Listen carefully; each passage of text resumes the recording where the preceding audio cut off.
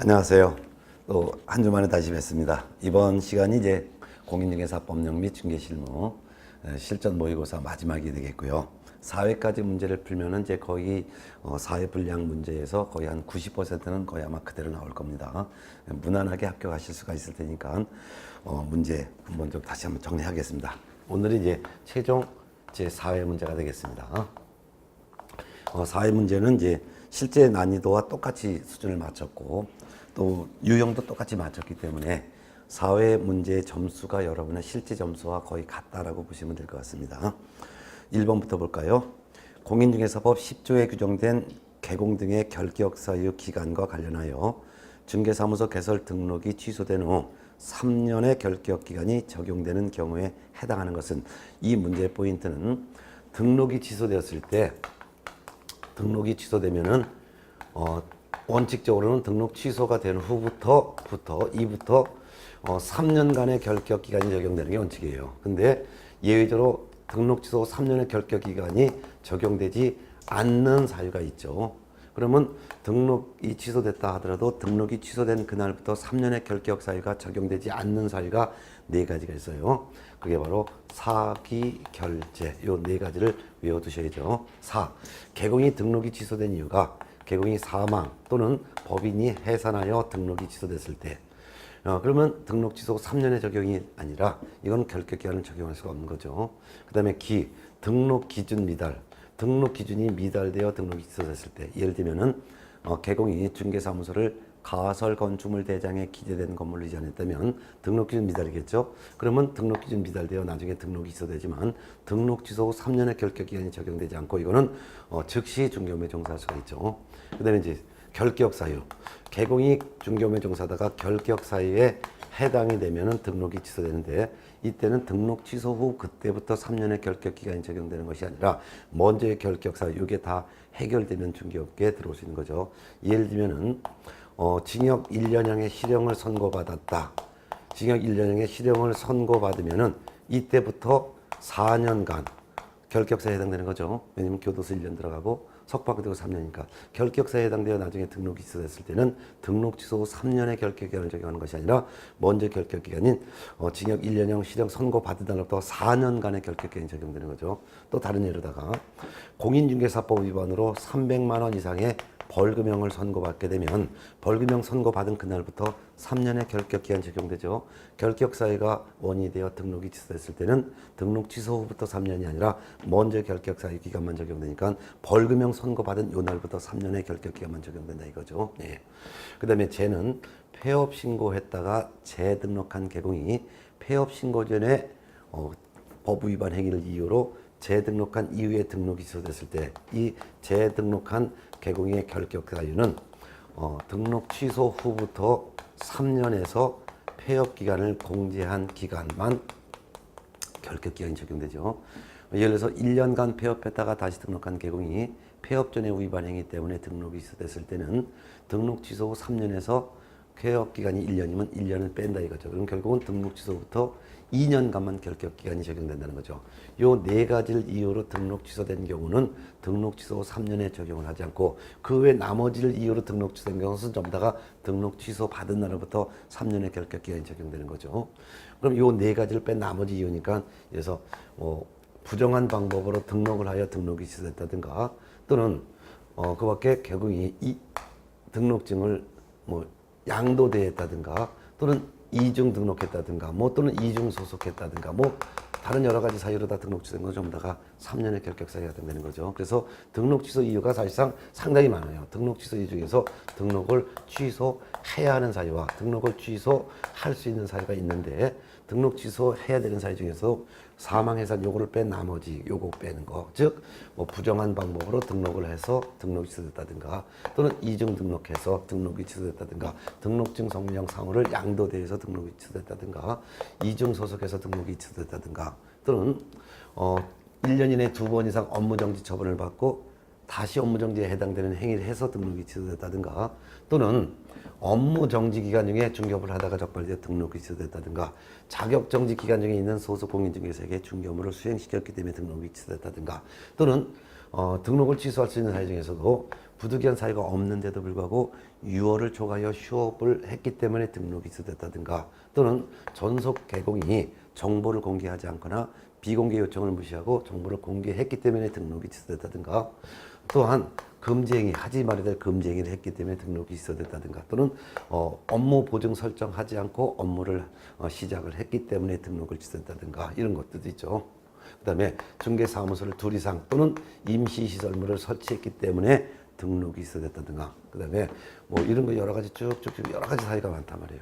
그래서 등록 취소 사유 중에서도 요 사기 결제 네 가지를 이유로 등록이 취소된 경우는 등록 취소 후부터의 3년을 적용하지 않고 사망 해산인 경우엔 등록 취소돼도 결격 기간이 없다.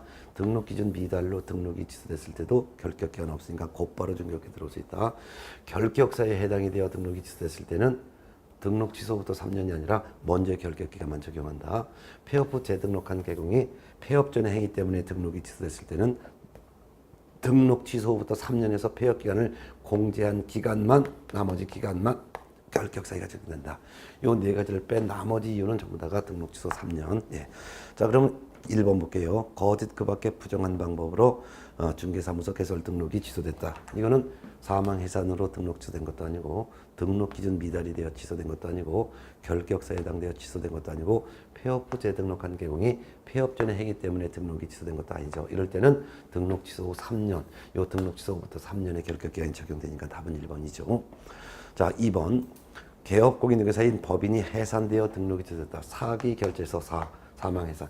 사망 해산으로 등록이 취소됐을 때는 등록 취소 후 3년의 결격 기간 적용 안 됩니다. 결격 기간 자체가 없는 거죠.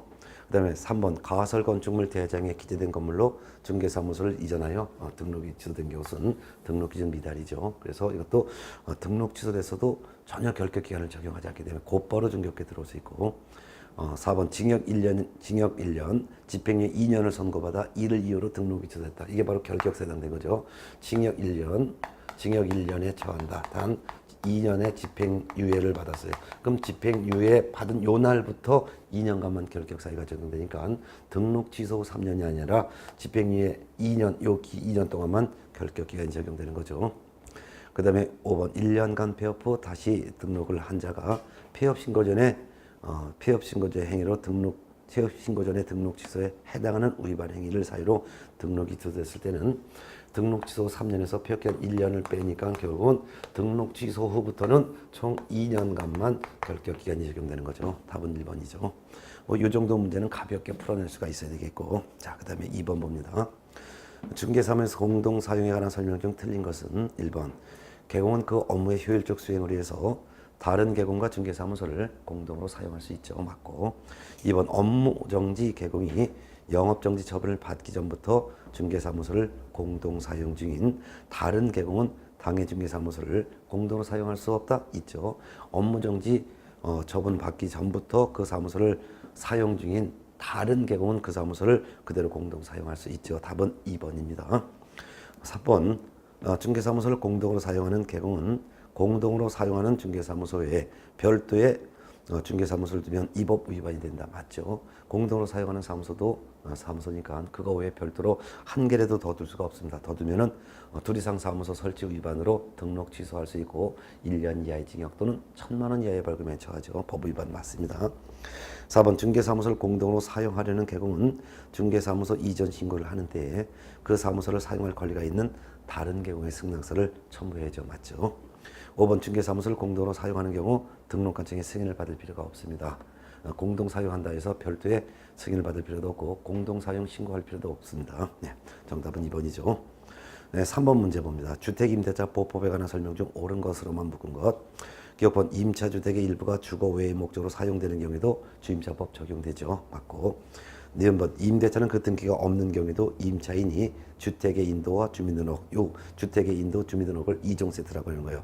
주택의 인도, 그 다음에 주민등록 두 가지를 갖추면 2종 세트를 갖추면은 그 다음 날부터 제3자에 대해서 효력이 생기죠. 맞죠? 임대차 등기, 임차권 등기했으면 그날부터 제3자에 대해서 효력이 생기고 임차권 등기를 하지 않아서도 2종 세트, 주택의 인도, 전신고, 즉 전신고하면 주민등록이 된 것으로 보는데 주택 인도와 주민등록을 마치면 그 다음 날부터 제3자에 대해서 효력 생깁니다. 맞고요. 3. 디귿번 중소기업에 해당되는 법인이 소속 직원의 주거용으로 주택을 임차한 후 그 법인이 선정한 직원이 해당 주택을 인도받고 주민등록을 마쳤을 때는 그 다음날부터 제3자에 대해서 효력이 생기죠. 맞죠? 따라서 법인 중에서도 한국토지주택공사인 법인과 지방공사인 법인과 중소기업에 해당되는 법인체도 주택임대차보호법의 보호를 받는데, 특히 중소기업 같은 경우는 그 법인이 선정한 그 직원 명의로다가 주민등록 전신고하면은 여기까지 주택인도 전신고 마치면 그 다음날부터 제3자에 대해서 효력이 생기죠. 맞죠? 1번 임대차가 끝난 후 보증금이 반환되지 아니한 경우 임차인은 임차주택의 소재지를 관할하는 지방법원 등에 임차권 등의 명령 신청할 수가 있습니다. 여기서 포인트는 임대차가 끝났는데도 보증금을 반환하지 않았을 때 임차인이 임차권 등의 명령 신청할 수 있다는 거. 임대차 기간 중에는 임차권 등의 명령 신청을 할 수 없다는 거. 이걸 좀 주의해서 알아두시고. 다 맞죠? 정답은 1번이 되겠습니다. 다 맞습니다. 4번 문제 볼게요. 공인중개사법령상 소속공인중개사의 의무에 해당하는 것을 모두 골라볼까요? 기억번 자격증 사무소에 게시해야 될 의무 없습니다. 소속공인중개사 자신의 자격증도 소공에 게시할 의무가 있는 것이 아니라 개업공인중개사가 게시할 의무가 있죠. 니은번 신의와 성실로서 공정하게 중개업무를 수행해야 될 의무 있죠. 이와 같은 의무는 개공과 소공에게 주어질 의무입니다. 맞고. 디귿번 당해 중개인이 한 경우 확인 설명서 및 거래 계약서의 서명 및 날인 의무 있죠. 그 다음에 이제 리얼번 당해 중개인이 한 경우 확인 설명서를 작성하여 교부하고 보존해야 될 의무 없습니다. 당해 중개인이 한 경우에 소공의 의무는 확인 설명서 및 거래 계약서 두 가지 서류에 서명 및 날인의 의무만 있고, 작성, 교부, 보존의 의무는 개업공인중개사에게 있습니다. 미음번 전속중개 의뢰받은 경우 표준서식에 따른 중개계약서를 작성하여 서명 날인하여 교부할 의무 없습니다. 이거는 개업공인중개사에게 의무입니다. 전속중개 의뢰를 소속공인중개사가 의뢰받아서도 소속공인중개사는 전속중개계약서라는 표준서식을 작성할 의무도 없고 서명 날인의 의무도 없고 교부할 의무도 없습니다. 이거는 개업공인중개사에게만 주어진 의무입니다. 결국 소속공인중개사의 의무에 해당하는 것은 니은번과 디귿번 두 개, 답은 5번이죠. 자, 5번 문제. 개업공인중개사의 확인 설명 사항과 전속개용에 공개할 정보에 공통적으로 적용되는 내용에 해당하는 것으로 볼 수 없는 것 찾습니다. 그러면은 5번 문제에서는 전속중개계약을 체결한 개공이 공개를 해야 될 정보, 요거 7가지가 있죠. 기, 상, 지, 권, 공, 거, 시. 근데 전속 개공이건 일반 중개 의뢰받았건 어떤 개공이든 간에 매수인에게 설명해야 될 사항이 있죠. 설명할 사항은 8가지죠. 기, 상, 지, 권, 공, 거. 여기까지는 공통적이에요. 근데 수, 세 요거가 더 있죠. 네. 중개 대상물의 기본적인 소재지 면적, 벽면 상태, 도배 상태, 수도 등 시설 상태, 입지와 환경 조건, 권리 관계, 공법상 이용 제한 거래 규제, 거래 예정 금액. 요거는 공개할 정보에도 해당되고 설명할 사항에도 해당되죠. 다만 차이점은 권리 관계를 공개를 해야 되지만, 다만 각 권리자의 주소, 성명 등 인적 사항은 절대로 공개해서는 안 되고, 권리 관계 설명할 때 등기부를 보여주면서 설명해야 되기 때문에 설명할 때는 인적 사항도 설명할 사항에 해당된다는 차이점이 있죠. 그다음에 이제 공시지가. 요 공시지가는 공개할 정보에 해당되지만 설명할 사항에 해당되지 않아요. 특히 임대차의 경우에는 공시지가를 공개하지 아니할 수도 있다는 것도 알아두고, 그 다음에 중개보수와 실비의 금액과 산출 내역, 그 다음에 취득 관련 조세, 요같이 보수와 조세는 설명할 사항에 해당되지만 공개할 정보에 해당하지 않는다는 거, 이런 차이점을 좀 알아두면 문제를 풀리겠죠. 자, 1번 도로 및 대중교통수단과의 연계성, 시장, 학교 등과의 근접성 등 입지 조건은 요거는 공개할 정보, 설명할 사항 다 해당되니까 맞죠. 이게 바로 1번 입지 조건이죠. 2번 소유권, 전세권 등 권리관계는 공개할 정보에도 해당되고 설명할 사항에도 해당되죠. 3번 일조, 소음, 진동 등 환경 조건, 입지와 환경 조건이니까 입지 조건, 환경 조건 같이 공개할 정보, 설명할 사항에 다 해당되죠. 그 다음에 4번 거래 예정 금액, 거래 예정 금액 공개할 정보, 설명할 사항에 다 해당되죠. 5번 질문 중개 보수 및 실비의 금액과 산출 내역은 요거는 설명할 사항에는 해당돼도 공개할 정보는 아니죠. 정답은 5번이 되겠네요. 네. 이 정도는 이제 가볍게 풀 수가 있을 거예요. 자, 6번 문제 봅니다. 개공의 확인 설명 의무에 대한 다음의 설명 중 옳은 것은 1번 중개가 완성된 때는 지체 없이 중개 대상물의 상태, 입지 등에 대해서 확인 설명해야 된다. 확인 설명은 중개가 완성된 때가 아니라 중개가 완성되기 전에 해야 되겠죠. 네. 2번 중개 대상물에 관한 권리를 이전함에 따라 부담해야 될 조세의 종류 및 세율도 설명해야 된다. 조세를 설명하는 건 맞지만 권리를 취득함에 따라 부담할 조세지 권리를 이전함에 따라 부담할 조세의 종류 세율은 설명할 사항 아닙니다. 권리를 취득함에 따라 부담해야 될 조세의 종류와 세율을 설명해야 합니다. 그 다음에 3번 권리를 이전하려는 중개의뢰인에게 설명하는 것이 아니라 권리를 취득하려는 의뢰인에게 설명이 되겠고 4번 중개 대상물에 대하여 확인 설명하는 때는 확인 설명하는 때 제시해야 하는 서류에는 중개 대상물 확인 설명서는 포함되지 않습니다. 맞죠? 매수인에게 설명할 때 물건의 기본적인 사항을 설명할 때는 토지대장, 건축물대장을 제시하면서 설명하는 것이고 권리관계를 설명할 때는 등기사항 증명서를 제시하는 것이고 공법상 이용자 및 거래 규제를 설명할 때는 이때는 토지 이용계획 확인서를 제시하면서 설명합니다. 확인 설명서는 중개가 완성이 되었을 때 작성되는 서면이기 때문에 설명할 때 제시하는 서류에 확인 설명서는 포함되지 않는 거 맞죠? 정답은 4번입니다. 5번 근저당권이 설정된 경우 실제 피담보 채무액에 대해서 확인 설명해야 된다. 틀렸죠? 권리관계 설명할 때 이 권리관계 설명할 때 등기된 권리는 등기부를 제시하면서 미등기된 권리는 현장 조사한 걸 설명하는데 등기된 권리 중에서도 특히 근저당이 설정됐을 땐 채권 최고액까지만 설명을 하면 되는 것이지 실제 피담보 채무액까지 설명해야 될 의무는 없고 또한 미등기된 권에서 유치권, 법정지상권, 법정저당권 이런 것들도 설명을 해야 됩니다. 그렇지만 실제 채무액은 설명하는 의무가 없고 채권 최고액까지만 설명하면 됩니다. 정답은 4번이죠. 자, 7번 문제 넘어가겠습니다.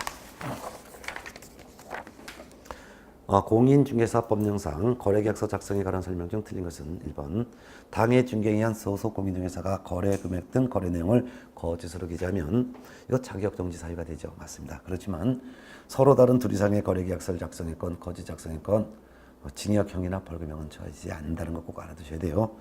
이를 소공이 거짓 작성 둘 이상 작성하면 자격정지 사유가 되고 개공이 거래 금액 등 거래 내용을 거짓으로 기재하거나 또는 서로 다른 둘 이상의 거래 계약서를 개공이 작성했을 때는 등록 취소할 수 있는 사유가 되겠죠. 그렇지만 징역형이나 벌금형은 받지 않는다는 거 시험에 꼭 나와요. 2번 국토교통부 장관이 표준소식을 정하여 이해 사용을 권장한 경우에는 표준소식에 따라 작성해야 된다? 아니죠. 표준소식에 따라 거래계약서를 작성하는 의무는 없습니다. 답은 2번이죠. 3번 당해 중개에 의한 소공은 개금과 함께 서명 및 날인해야 합니다. 맞죠? 4번 거래계약서에는 거래금액의 지급일시 지급 방법을 기재해야 된다. 맞죠? 거래계약서에는 거래금액을 기재하고 그 거래금액에 대해서 계약금액, 지급일시, 지급 방법에 관한 사항까지도 상세히 기재를 해야 됩니다. 옳은 지문이죠. 5번 거래계약서를 작성하여 거래 당사자에게 교부하고 그 사본을 5년간 보존해야 될 의무자는 개공입니다. 맞죠? 결국 틀린 것은 2번밖에 없네요. 자, 8번 문제 봅니다. 개공의 손해배상 책임 및 업무 보증 설정에 관한 설명에서 옳은 것. 1번 보증기간은 개공이 업무상 과실로 발생시킨 재산적 손해가 보증 설정 금액을 초과하더라도 배상 책임진다. 아닙니다. 보증기간은 개공이 업무 보증 설정한 금액 범위 안에서만 배상 책임이 있습니다. 업무 보증 설정 금액을 초과하는 손해는 보증기간이 배상할 책임이 없습니다. 2번 개업공인 등에서는 업무 보증 설정 금액을 초과하는 재산적 손해에 대해서는 배상 책임이 없다. 틀렸죠? 개업공인 등에서는 업무 보증 설정 금액을 초과하는 손해도 다 배상할 책임이 있는 것입니다. 그래서 1번과 2번을 구분하세요. 보증기간은 개공이 업무 보증 설정 금액 한 금액 범위 내에서만 책임이 있고 개공은 다 배상 책임이 있다는 거. 3번 임대차 계약을 알선한 개공이 계약 체결 후에도 거래 당사자의 계약상 의무 실현에 관여함으로써 계약상 의무가 원만하게 이행되도록 주선할 것이 예정되어 있는 경우라 하더라도 거래 계약 후의 이행 업무는 중개 업무로 볼 수 없다. 들으세요. 원칙적으로는 거래 계약이 체결된 이후의 이행 업무는 중개 업무로 볼 수가 없고 중개 행위가 아니지만 개공이 여기에 관여가 됐다면 이 이행 업무도 중개 업무로 본다는 것이 판례 입장입니다. 4번 지역농협은 1억 원 이상의 보증을 설정하는 것이 아니라 1,000만 원 이상의 보증을 설정해야 되겠죠. 5번 개공의 행위라 하더라도 중개행위와 관련이 없는 행위로 인해 재산상의 손해가 발생한 경우에는 공인중개사법 규정에 의한 손해배상 책임을 물을 수는 없습니다. 맞아요. 정답은 5번이죠. 그럼 중개행위라 하더라도 개업 공인중개사 행위라 하더라도 중개 관련이 없는 행위는 민법에 따른 책임을 지지 공인중개사법에 따른 책임이 지는 것은 아닙니다. 그렇기 때문에 중개와 관련이 없는 행위는 설령 개공이 했다 하더라도, 즉 예를 들면 개공이 밖에 나가서 사람을 축복행해가지고 뭐 상처를 입혔고 직장을 못 다니게 해갖고 손해를 입혔다, 또는 개공이 밖에 나가서 도둑질을 했다든가, 이건 중개 관련 행위가 아니죠. 이것은 공인중개사법에 따른 책임을 물을 수는 없고 민법에 따른 책임을 물을 수가 있는 것이죠. 근데 정답 5번입니다. 자, 9번 문제 봅니다. 개공 등의 금지행위 중 행정형벌 범위가 다른 것. 금지행위 중에서도요, 여러분들도 이미 외워 있어야 돼요. 금지행위 중에서도 하지 말을 행위를 개공이나 소공이나 또는 사원임원이 했을 때 등록을 취소할 수가 있고, 거기다 3년 이하의 징역 또는 3천만 원 이하의 벌금형에 처해지는 금지행위 사유가 4가지가 있고, 등록을 취소할 수 있고 거기다가 1년 이하의 징역 또는 1천만 원 이하의 벌금에 처해지는 금지행위가 또 4가지가 있어요. 그중에서 요거 밑에부터 먼저 보면 요거는 매무수거가 되겠죠. 매무수거. 즉 중개대상물의 매매업을 한 경우, 또는 개공이 무등록 중개업자인 사실을 알면서 그를 통하여 중개 의뢰받거나 무등록 중개업을 하는 자에게 자기 명의를 이용해 간 경우, 법정 보수, 법정 실비를 초과하여 금품 받은 경우, 의뢰인에게 거짓된 언행한 경우, 그 다음에 3년 이하의 징역 또는 3천만 원 이하의 벌금형, 그리고 등록까지 취소할 수 있는 금지가 4가지, 증직, 쌍투, 이렇게 해서 4가지를 외워두셔야 돼요. 양도할 수 있는 금지된 증서를 중개하거나 증서의 매매를 업으로 한 경우, 의뢰인과 직접 거래한 경우, 거래 당사자 쌍방대리한 경우, 미등기 전매를 중개하는 등 탈세 투기 조장한 경우, 이거지요. 예. 그럼 이것만 딱 알면은 뭐 답은 바로 이제 3번이 되겠죠. 3번 임목의 매매를 업으로 한 경우는 임목은 중개대상물의 매매업은 1년 1천만이에요. 근데 나머지는 전부 다가 3년 이하의 징역 또는 3천만 원 이하의 벌금형입니다. 네. 자, 10번 문제 볼게요. 교육에 관한 설명으로 옳은 것 틀린 것을 바르게 표시한 것. 기억번 실무교육을 받은 개공 및 소공은 실무교육을 받은 후 1년마다 시도지사가 실시하는 연수교육 받아야 한다. 1년이 아니라 2년마다 받아야죠. 2번 시도지사는 실무교육, 직무교육, 연수교육의 전국적인 균형 유지를 위해서 교육의 지침을 마련할 수 있다. 시도지사가 아니라 국토교통부 장관이 교육의 지침을 마련할 수 있죠. D번 고용관계 종료신고 1년 이내에 중개보존으로 고용신고를 다시 하려는 경우 자는 직무교육을 이수할 필요가 없습니다. 맞죠? 중개보존으로 고용신고 일전 1년 이내에 시도지사 또는 등록관청이 실시하는 직무교육 받아야 합니다. 다만 고용관계 종료신고 1년 이내에 다시 보존으로 고용신고되려는 경우에는 직무교육 받지 않습니다. 그러니까 D번은 옳은 거죠.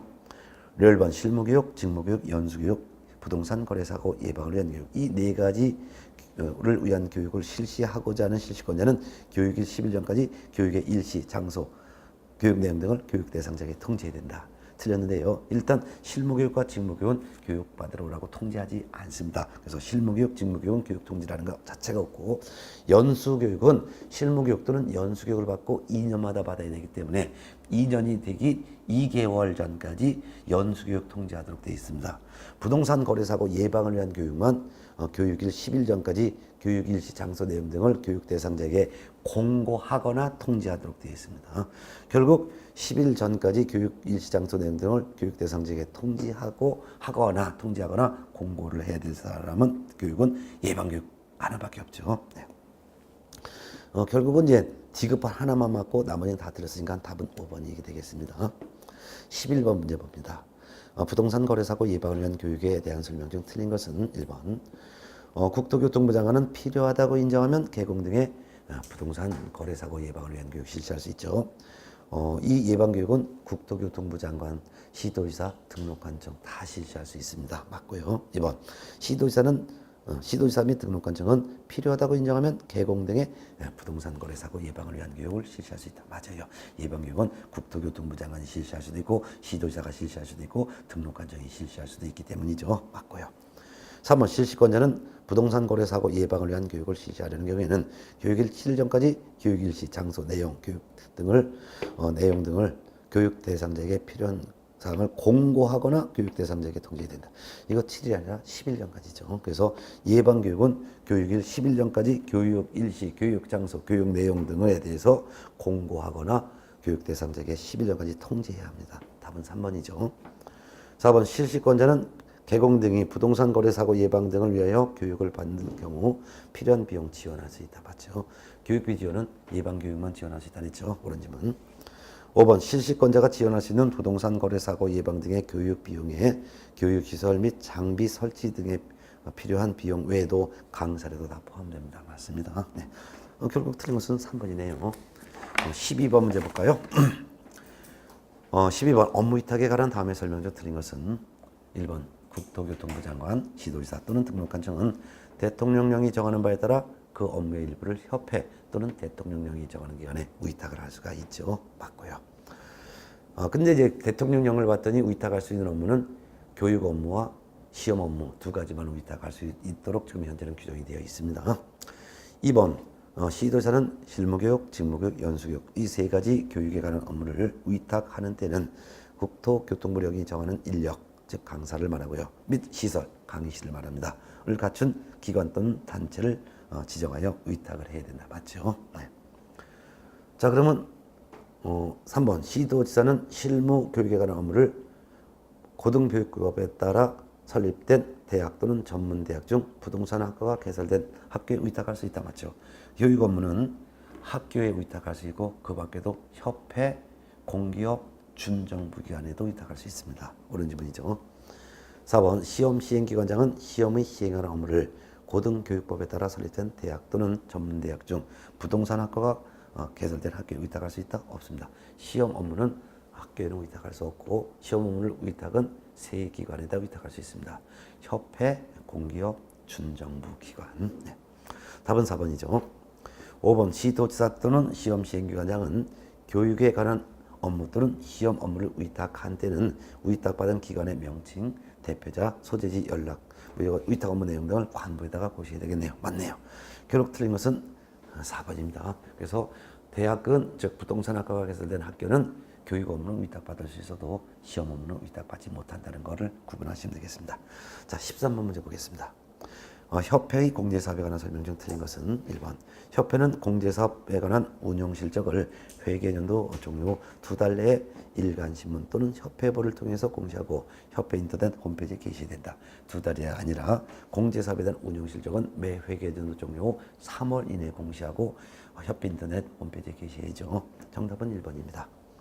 2번 협회는 재무 건전성 기준되는 지급 여력비를 100분의 100 이상으로 유지해야 되죠. 그리고 구상, 채권 등 보유 자산의 건전성을 정기적으로 분류하고 대손 충당금을 적립을 꼭 해놔야 합니다. 맞습니다.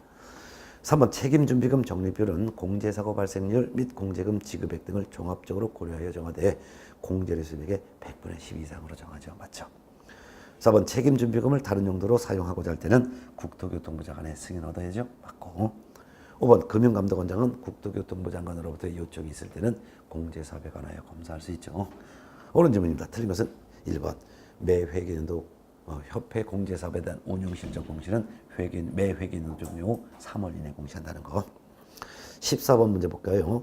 법원의 부동산 경매 제도에 대한 설명 중 옳은 것은 주택임대차법에 의거하여 우선 변제권을 갖춘 주택임차이라면 최초 매각기일 이후라도 매각 허가 결정 이후 배당 실시 이전까지만 배당 요구하면 된다? 아니죠. 아무리 우선 변제권 갖춘 임차인이 배당 요구한다 하더라도 배당 요구는 법원에서 정한 최저 매각 기일까지 배당 요구를 해야 합니다. 따라서 매각 기일 이후에는 배당 요구할 수 없습니다. 왜냐하면 배당 요구 종기는 첫 매각 기일 이전의 날정에서 정해지는데 첫 매각 기일 이후, 즉 입찰이 시작된 이후에는 배당 요구할 수가 없습니다. 그래서 배당 요구는 배당 요구 종기일까지 배당 요구해야 됩니다. 2번 매각 허가를 받은 매수인이 법원에서 통지받은 대금 지급 기한 이전에 매각 대금을 전부 납부하더라도 매각 대금 지급 기한이 경과날로부터 소유권 취득한다? 아니죠. 대금을 지급하는 즉시 매각의 목적인 소유권 취득합니다. 그래서 대금 납부 기한 전이라 하더라도 대금 납부 즉시 소유권 취득한다. 3번 재매각에서 전 매수인은 입찰 신청할 수가 있다? 없습니다. 재매각이라는 것은 매각이 실시되고 매수인이 결정됐는데 매수인이 잔금을 납부하지 않아서 다시 경매를 하게 된 것을 재매각이라고 하고 이때 종전에 낙찰받은 전 매수인은 재매각에 입찰 신청할 수 없습니다. 그리고 보증금도 몰수된다는 것도 알아두셔야 돼요. 4번 차순위 매수신고는 최고가 매수신고액에서 입찰 보증금을 넘는 금액으로 입찰 신청한 자만이 차순위 매수신고할 수 있습니다. 맞죠? 네, 정답은 4번이네요. 5번 경매 개시 결정 이전에 전입한 임차인이라면 경락인에게 대항하지 못할 경우라도 인도 명령의 대상이 되지 못한다. 여기서 경락인에게 대항하지 못할 경우라는 것은 6가지 권리보다 뒤에 설정된 권리를 말한다. 6가지 권리라는 것은 저당권, 근저당권, 담보가 등기, 가압류, 경매 등기, 압류. 이것이 무조건 소멸되는 6가지 권리보다 후순위로 설정됐을 때 이를 경락인에게 대항하지 못한다라고 표현합니다. 그런 경우에 무조건 소멸되는 권리와 함께 그 뒤에 설정된 권리도 같이 매각으로 소멸되기 때문에 만일 인도를 거절하면은 이같이 인도 명령 대상이 된다라고 해야 되겠죠. 예. 아무리 경매 등기 전부터 점유를 개시했다 하더라도 이런 케이스예요. 예를 들면은 이런 거죠. 이런 경우. 예를 들면은 이 주택에 경매가 들어왔는데 1순위로 다 저당권이 설정됐어요. 그 다음에 임차인이 있어요. 그리고 대항력이 있어요. 그 다음에 이 저당권자가 경매를 신청했어요. 경매를 신청했어요. 그러면 경매 신청을 받은 법원에서는 경매 개시 결정 등기를 등기소에 촉탁해서 경매 등기하죠. 경매 등기가 되니까 압류 효력이 발생된 거예요. 그러면 아무리 여기 보면은 5번 지문처럼 경매 개시 결정 등기 이전에 전입한 자라 하더라도 경락인에 즉 매수인에게 대항하지 못할 경우라면 그게 바로 선순위로 저당권, 근저당권, 담보가 등기, 가압류 등기가 되어 있다면 이거와 함께 같이 소멸되기 때문에 역시 마찬가지로 집을 비워주지 않으면 인도명령의 대상이 되는 거죠. 그러니까 끄집어낼 수 있다 이거죠. 인도명령 대상이 된다. 답은 4번이죠. 자, 15번 문제 볼게요. 부동산 거래 신고 등에 관한 법령상 개업공인중개사가 부동산 거래 신고 대상 부동산에 대해서 매매 계약서를 작성하여 교부한 경우 다음의 설명 중 옳은 것은 1번 부동산 거래 계약 신고서에 거래 당사자는 서명 또는 날인하지 않는다. 맞지요? 왜? 개공이 부동산 거래 계약서를 작성 교부했잖아요. 그러니까 개공만 신고서에 서명 또는 날인하고 거래 당사자는 일체 서명 날인하지 않습니다. 답은 1번이죠. 2번 부동산 거래 계약 신고서 제출은 소속 공인중개사가 전자문서로 대행할 수는 없습니다. 소속 공인중개사가 방문하여 제출을 대행을 할 수 있어도 전자문서로 대행을 할 수는 없죠. 3번 개업 공인중개사의 신고서 제출은 전자문서로 할 수 없다? 있지요. 개공은 인터넷으로 부동산 거래 신고해도 됩니다. 특히 부동산 거래 계약 시스템을 통해서 부동산 거래 계약이 체결된 때는 부동산 거래 계약이 체결된 때에 부동산 거래 계약 신고서를 제출한 것으로 봅니다. 그렇기 때문에 부동산 거래 계약 시스템을 통해서 거래 계약이 체결됐을 때는 부동산 거래 신고 의무가 없다는 것도 같이 알아둬야 되겠죠. 네. 그다음에 4번 거래 당사자가 이미 신고를 하였다면 개업 공인중개사의 신고 의무는 면제된다? 면제되지 않죠. 왜? 거래 당사자가 거짓 신고할 수도 있잖아요. 이런 걸 방지하기 위해서 개업 공인중개사가 부동산 거래 계약에 대한 매매 계약서를 작성해서 교부했다면 설령 거래 당사자가 먼저 부동산 거래 신고했다 하더라도 개업 공인중개사는 거래 계약 체결일로부터 60일 내에 실제 거래 가격 등에 대하여 부동산 거래 신고를 해야 됩니다. 안 하면 500만 원 이하가 들어가 부과됩니다. 5번 개업 공인중개사가 전자문서로 거래 계약 해제 등 신고하는 경우에는 부동산 거래계약 해지 등 신고서에 거래 당사자의 서명 또는 날인을 받아둬야 된다? 받아두지 않습니다. 이거 받아둬야 되는 거 이거 법 개정이 됐습니다. 그래서 개공이 해제 등에 신고한다 하더라도 개공만 해제 등의 신고서에 서명 또는 날인하고 거래 당사자는 서명 또는 날인하지 않습니다. 또한 부동산 거래계약 해제 등의 신고도 면제되는 경우가 있습니다. 즉 부동산 거래계약 시스템을 통해서 부동산 거래계약 등이 해제 등이 된 때는 부동산 거래계약이 해제된 때에 부동산 거래의 해제 등 신고서를 제출한 것으로 봅니다. 그래서 부동산 거래계약 시스템을 통해서 첫 번째 부동산 거래계약 시스템을 통해서 거래계약이 체결된 때는 거래계약이 체결된 때에 부동산 거래계약 신고서를 제출한 것으로 보고 또한 부동산 거래계약 시스템을 통해서 부동산 거래에 대한 매매 교환 매매 계약에 대해서 부동산 거래 계약에 대해 해제 등이 이루어진 때 해제 등이 이루어졌을 때 해제 등을 했을 때 해제 등의 신고서를 제출한 것으로 본다라는 거 두 가지를 꼭 알아두세요. 시험에 꼭 나와요. 정리합니다. 부동산 거래 계약 시스템 통해 첫 번째 거래 계약이 체결되면 부동산 거래 계약이 체결된 때 이때 부동산 거래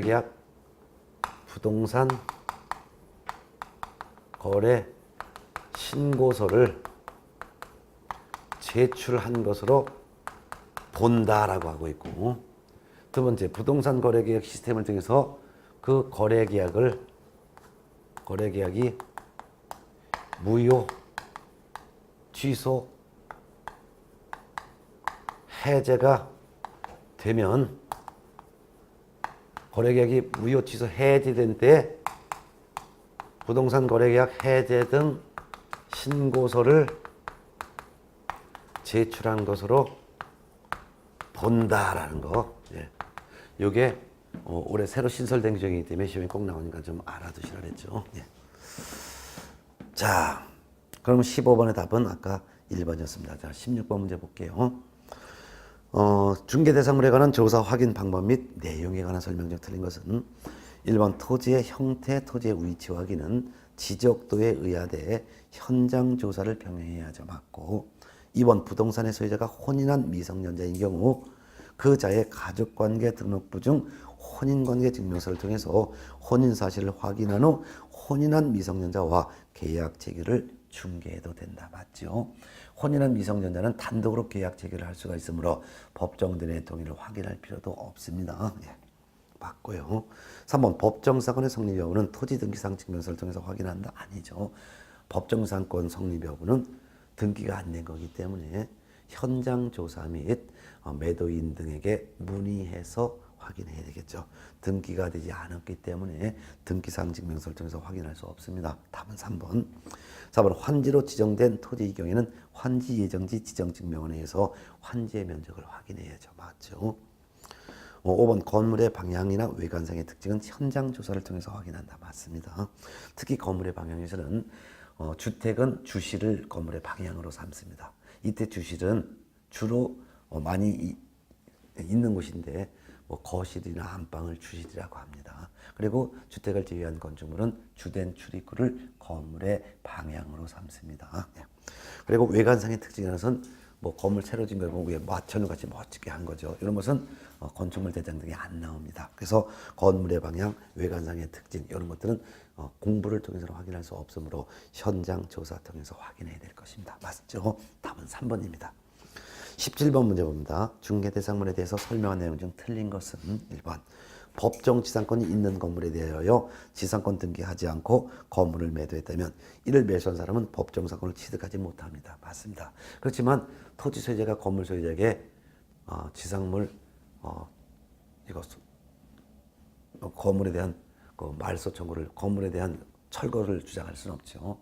그렇기 때문에 건물을 매수한 사람은 법정사건을 취득하지 못했지만 토지 소유자가 건물 철거를 주장할 수는 없기 때문에 건물을 매수한 사람은 법정사건을 취득하지 못했지만 전 건물 소유자를 대위하여 지상권 등기하고 이 지상권을 이전 등기를 청구할 수가 있기 때문에 건물 철거당하지 않습니다. 그래서 법정 지상권이 있는 건물에 대해서 지상권 등기를 하지 않고 건물을 매도했다면 건물을 매수한 사람은 법정사건을 취득하지 못한다.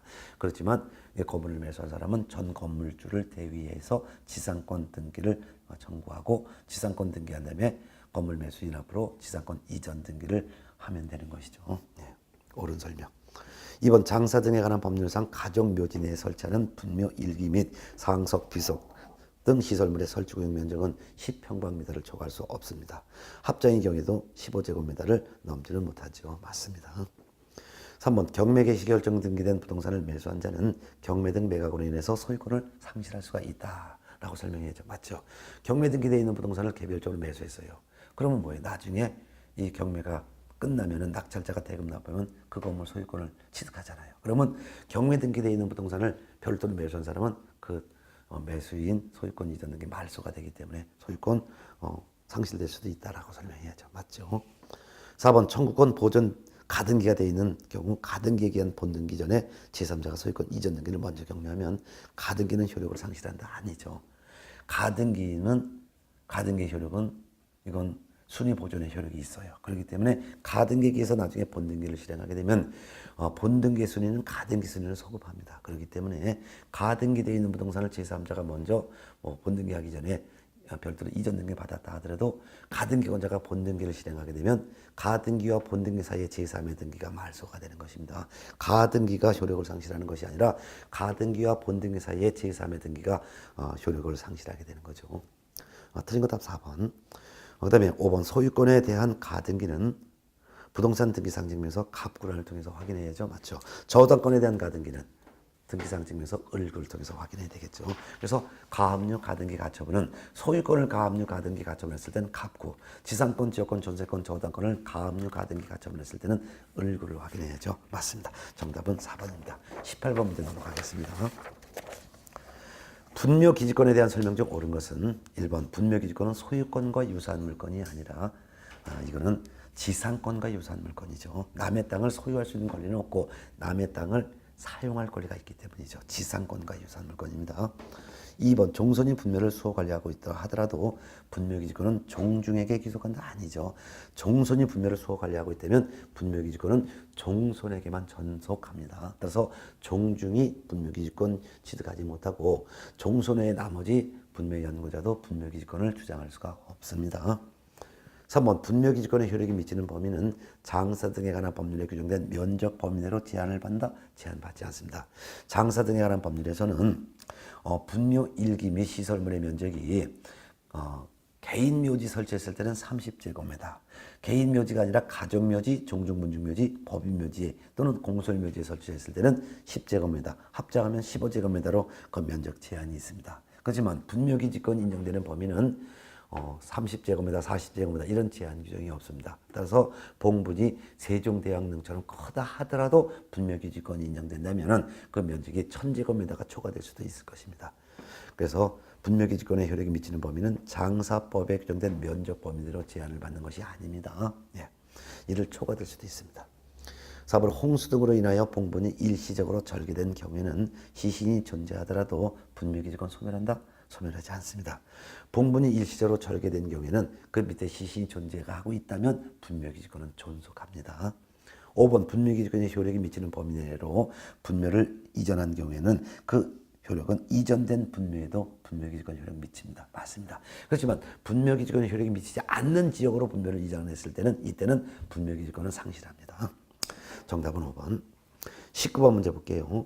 거래계약 체결에 관한 설명 중 틀린 것은 1번 부동산의 이중매매가 반사회적 법률행위에 해당하는 경우 당해 부동산을 제2매수인으로부터 다시 취득한 제3자는 설사 제2매수인이 당해 부동산의 소유권을 유효하게 취득한 것으로 믿었더라도 이중매매 계약은 이건 무효입니다. 이거는 민법 103조에 따른 선량한 풍속 기타 사회질서에 반하는 행위이기 때문에 무효가 되는 거죠. 맞습니다. 2번 당사자의 특약이 없는 한 매도 목적물에 설정된 가압류는 매수인이 말소 책임을 부담하는 것이 아니고 매도인이 말소 책임을 지죠. 답은 2번. 3번 중도금이 지불되었다면 당사자는 임의로 계약을 해지할 수가 있다.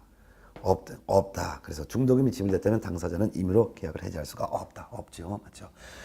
왜냐면 이행이 착수가 된 것이기 때문이죠. 중도금까지 지불됐으면 계약은 확정된 거예요. 그래서 임의적으로 계약 해지할 수 없습니다. 따라서 매도인은 자기가 받은 계약금의 100을 상환하고 중도금을 반환하더라도 계약을 해지할 수 없으며 매수인은 자기가 지급한 계약금을 포기하더라도 중도금까지 지급했으면 계약을 임의로 해지할 수가 없는 것입니다. 맞죠? 4번 매도인의 하자담보 책임은 당사자 특약으로 배제할 수가 있습니다. 맞죠? 5번 계약금 특약이 없는 한 해약금으로 추정합니다. 맞습니다. 20번 문제 볼게요. 주택임대차보호법에 대한 내용 중 옳지 않은 것은 몇 개인가? 기억번 임차인이 대항력과 확정일자 3종 세트 갖췄네요. 대항력은 주택의 인도, 주민등록 2종 세트 플러스 확정일자까지 하면 3종 세트를 갖춘 후에 보증금의 변동 없이 임대차 계약을 갱신했다면 새로운 계약서에 다시 확정일자를 받아야 되지만 우선 면허권을 행사할 수 있다. 아니죠. 보증금 변동은 없고 그냥 기간만 갱신된 것은 별도로 확정일자를 받을 필요가 없습니다. 확정일자를 다시 받는 것은 보증금이 변동되었을 때만 확정일자 다시 받을 필요가 있습니다. 기억번 틀렸죠? 4번 임대차 기간이 만료되어 당사자 간의 합의로 재계약하는 경우에도 보증금이 차임의 증액은 종전 보증금 차임액의 20분의 1을 초과할 수 없다. 초과할 수 있습니다. 임대차 계약 기간 중에만 보증금 차임을 20분의 1을 초과하여 증액할 수 없고 재계약할 때는 20분의 1을 초과하여 증액할 수 있습니다. 그래서 니은번도 틀렸네요. 디귿번 대항 요건과 계약서의 확정일자를 받은 임차인은 즉 3종 세트를 갖춘 임차인은 당해 주택의 경매 처분 시 환가 금액에서 즉 낙찰 금액에서 후순위 권리자 기타 채권자의 우선에서 보증을 변제받을 수가 있죠. 맞죠? 정답. 그래서 디귿번은 옳은 설명. 리얼번 임대차가 끝난 후 보증금이 반환되지 아니한 경우 보증금 반환 채권을 계약으로 양수한 금융기관은 임차인을 대위해서 임차권 등기 명령 신청할 수가 있습니다. 맞죠? 리얼번도 맞습니다. 미음번 임차인이 임대차 기간이 끝나기 6개월 전부터 1개월 전까지 기간에 임대인에게 갱신 거절 통지를 하지 아니하거나 조건을 변경하지 아니하면 갱신하지 않는다는 뜻의 통지를 하지 아니한 경우에는 그 기간이 만료된 때 전 임대차와 동일한 조건으로 다시 임대차한 것으로 본다. 임대인이 임대차 기간 끝나기 1개월 전까지 통지하지 않은 경우에도 또한 같다. 이거 전부 다 반대죠. 그래서 미음번은 임차인이 이게 틀린 거죠. 그래서 임차인이 아니라 미음번은 임대인이라고 해야 되고 임대차 기간 끝나기 6개월 전부터 1개월 전까지 기간에 임대인에게가 아니라 임차인에게라고 해야죠. 임차인에게 갱신 거절 통지를 하지 아니하거나 계약 조건을 변경하지 않으면 갱신하지 아니한다는 뜻의 통지를 하지 아니한 경우에는 그 기간이 끝난 때 전 임대차와 동일한 조건으로 다시 임대차한 것으로 본다. 또한 임대인이 이것도 틀린 거죠. 임차인이라고 해야죠. 임차인이 임대차 기간 끝나기 한 달 전까지 통지하지 않은 경우에도 또한 같다라고 해야죠. 자, 이 문제는 이제 옳지 않은 걸 찾는 거니까 기역번, 니은번, 미음번. 기역, 니은, 미음. 기역, 니은, 미음. 3개가 되겠습니다. 그래서 20번의 답은 기역, 니은, 미음. 3개가 되고 답은 3번이 되겠습니다. 자, 이렇게 해서 이제 문제를 풀어봤는데요. 그래도 여러분이 좀 문제 풀면서 쉽다 하지만도 그래도 조심스럽게 좀 문제를 풀어야 될 것 같아요. 자, 그러면 잠깐 쉬었다가 21번에서 다시 만나요.